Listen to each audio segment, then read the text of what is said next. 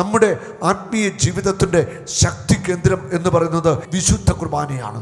വിശുദ്ധ കുർബാനയിൽ കേന്ദ്രീകൃതമായ ഒരു ആത്മീയ ജീവിതം നമുക്കുണ്ടാവണം. ബൈബിൾ വായിക്കുക, ജപമാല ചൊല്ലുക, ദശാംശം കൊടുക്കുക, ഉപവസിക്കുക, ഇതൊക്കെ നമ്മൾ ചെയ്യേണ്ടത്. കുറെ ആചാരങ്ങളും അനുഷ്ഠാനങ്ങളും വെടിക്കെട്ടും ബാൻഡുമേളും ഒക്കെ നടത്തിയിട്ട് ആരും ഇന്നുവരെ മാനസാന്തരപ്പെട്ടിട്ടില്ല. ആരും മാനസാന്തരപ്പെട്ടിട്ടില്ല.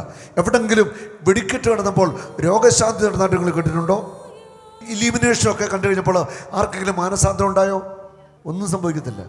ദൈവത്തിൻ്റെ വചനം കേൾക്കുമ്പോൾ ആ മാനസാന്തരം ഉണ്ടാവുന്നത്. കർത്താവ് തുടരണം.